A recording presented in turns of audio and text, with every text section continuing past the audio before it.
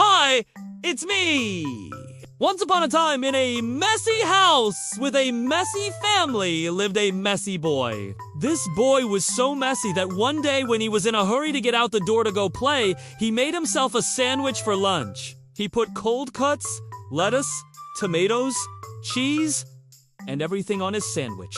But because he was in such a hurry, he made a really big mess. He took one bite of his sandwich, and then he looked around to see if anyone had noticed how messy he had gotten. But no one had, so he continued eating, until suddenly his sandwich started to move.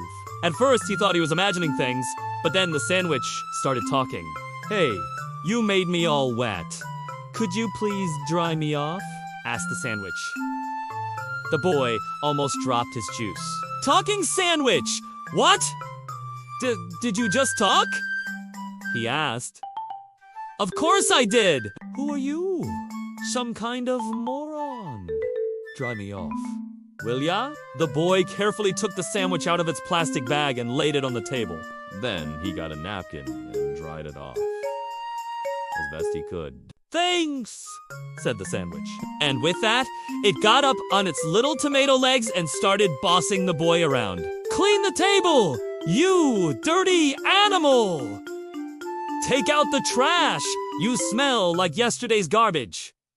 And while you're at it, pick up your clothes. I don't want to see any more crumbs on them." The boy was stunned.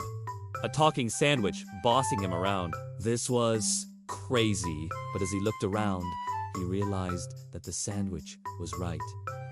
He was the messiest person he knew. And the worst part was he didn't even know how to make things better. Everyone started laughing. They laughed at the boy. They laughed at the sandwich.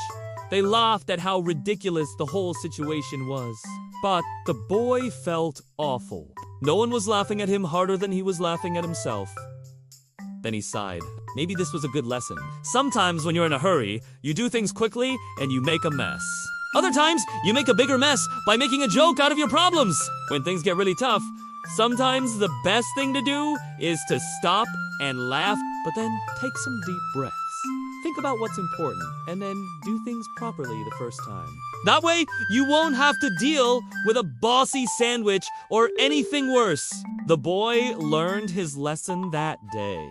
He cleaned up the kitchen, put away his toys, and even folded some of his own laundry.